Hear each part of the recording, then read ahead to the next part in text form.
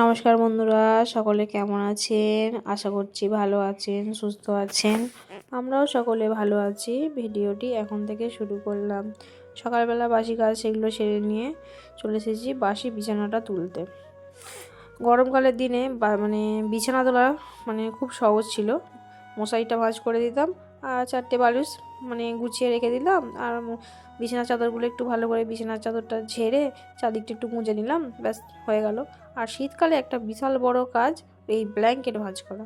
এই এত বড় ব্ল্যাঙ্কেটটা ভাঁজ করতে হবে। এটা ভাঁজ করতে করতে আধ ঘন্টা সময় লাগবে। তো এই ব্ল্যাঙ্কেটটা নিয়ে আমি এখন ভাঁজ করছি। ব্ল্যাঙ্কেট ভাঁজ করা সত্যি করে একটু দেরি হয়। তো এত বড় ব্ল্যাঙ্কেট একটু ভাঁজ করতে সময় লাগবে, আবার একটা বড় জায়গা লাগবে রাখার জন্য বিছানা একধারে। তো আমি এটাই ভালো করে ভাঁজ করে নিচ্ছি, নিয়ে বিছানাটার মধ্যে রেখে দিই। আজকে আমাদের বাড়িতে আবার আজকে বাড়িতে নয়, কালকে থেকে আবার কুটুম আসতে শুরু করে দেবে। আমার ঠাকুর শাশুড়ি বাৎসরিক কাজ আছে, 1 বছর হতে যাচ্ছে বাৎসরিক কাজ যেটা হয়, তো ওটাই হবে।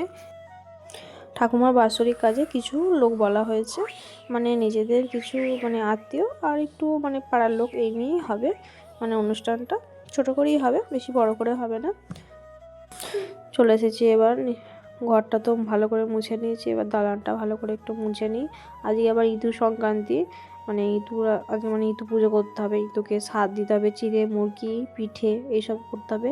পিঠে আজকে আর করবো না, আমি চিড়ে মুরগি দিয়েই সাধটা দেবো। আমাদের ওষুধ চলছে, পিঠেটা করা যাবে না, তা ওই জন্যই চিড়ে মুরগি এইসব দিয়ে সাধটা দেওয়া হবে ইঁদুরকে। আজকে যেহেতু সংক্রান্তি, তো ঘরটা তো মোছা হয়েই গেল। এবার আবার সন্দীপের বাবা মুদিখানাটা নিয়ে চলে এসেছে। আবার এই মুদিখানাগুলো আবার ঘরের মধ্যে রাখতে হবে। এগুলো হচ্ছে ঠাকুমার কাজের সময় যে মুদিখানাগুলো লাগবে সেগুলোই নিয়ে এসেছে। অর্ধেক নিয়ে এসেছে, এখন অর্ধেক আনা হয়নি। তো আমি এই ব্যাগগুলো নিয়ে এসে ঘরের মধ্যে রেখে দিলাম। বাবা ওরা গেছে যেগুলো বাকি আছে সেগুলো আবার আনতে। একবারে তো আনা যাবে না, দুবার ধরে যাচ্ছে, কাছেই মুদিখানাটা, ওখান থেকে নিয়ে আসছে। আবার মা কলতলায় কাপড় জামা ভিজিয়েছিল, সেগুলো কেচে দিচ্ছে। আর আমি ছাদেতে মিলতে এসেছি। একা কেচে একা মিলতে এলে একটু অসুবিধে হয়, তাই আমি ভাবলাম যে মা কাছে যেহেতু আমি জামা কাপড়গুলো ছাদে যেয়ে মিলে দিয়ে আসি। আবার নিচে আমি উনানে ভাত বসিয়ে দিয়ে এসেছি। ভাতটা না বসিয়ে দিয়ে এলে দেরি হয়ে যাবে, ভাতটা অনেকক্ষণ ফুটতে সময় লাগে, সেই কারণে আমি ভাতটা বসিয়ে দিয়ে এসেছি আর ছাদে কাপড় জামা মিলছি। এগুলো শীতের সোয়েটার টুপি চাদর এগুলো একটু কেচেছিলাম, মা কেচে দিয়েছে, আমি নিয়ে এসেছি ছাদে। আজকে আর বেশি কিছু রান্না করব না। আজকে যেহেতু বেলা হয়ে গেছে, ঘর মোছা হচ্ছে, কাচাকুচি হচ্ছে, আবার মাঠেরও কাজ আছে, সব মিলিয়ে একটু দেরি হয়ে যাচ্ছে।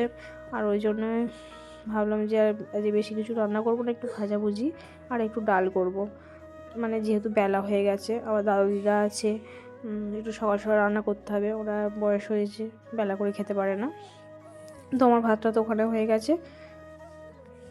এখানে আমি একটু পেঁয়াজ ভাজা করেছি, বেসন ভাজা আর ডাল আলু আর শিম ভাজা। শিমটা তো আগেই সেদ্ধ করে নিয়েছি। আর ডিমটা আর ভাজিনি, ডিমটা খাওয়ার সময় গরম গরম ভেজে নেবো গ্যাসে। এখানে আমি ডালটা চাপিয়ে দিচ্ছি, ডালটা আঁচেতে বসে বসে হবে। এটাই করবো ভেবেছিলাম, আর কিছু রান্না করব না। তারপরে মা বলছে যে পালং শাকগুলো 2 দিন হলো আনা হয়েছে, শুকনো হয়ে যাচ্ছে, তা পালং শাকগুলো আজকে ভেজে ফেল, কালকে তো আবার খেতে পাওয়া যাবে, খাওয়া হবে না, খেতে নেই। আমি তাহলে তোমরা বেছে দাও। মা দিদা বেছে দিচ্ছে, আর আমি গ্যাসের মধ্যে ভেজে নিয়েছি। তারপরে আমি স্নান করে চলে এসেছি ইতুকে পুজো করতে। ঘরের ঠাকুরগুলোকে আগিয়ে সেবা দিয়ে দিয়েছি। তারপরে ইতুটাকে একটু চিড়ে মুরগি বাতাসা ধূপ জল এসব দিয়ে একটু ভালো করে পুজো করে নিচ্ছি। যেহেতু ইতি সংক্রান্তি, আজকে ইতুকে চিড়ে মুরগি সব দিয়ে পুজো করতে হয়, ওটাই আমি একটু করে নিচ্ছি।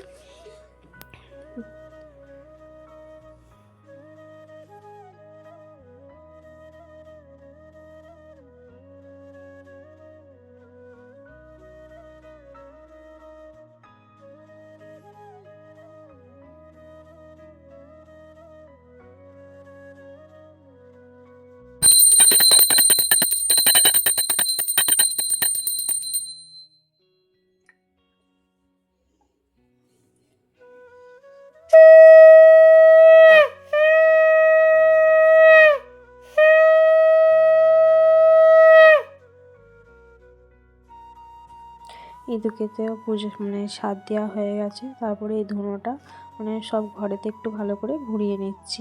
একটু ধুনোটা সব ঘরে পুজো করার সময় দিলে বেশ ভালো, যেহেতু আজ সংক্রান্তি তাই একটু ধুনোটা সব ঘরে দিয়ে দিচ্ছি। তো ভিডিওটা এখানে শেষ করলাম, দেখা হচ্ছে পরের একটি ভিডিওয়। ততক্ষণ আপনারা সুস্থ থাকুন, ভালো থাকুন, সাবধানে থাকুন। দেখা হচ্ছে পরের একটি ভিডিওয়।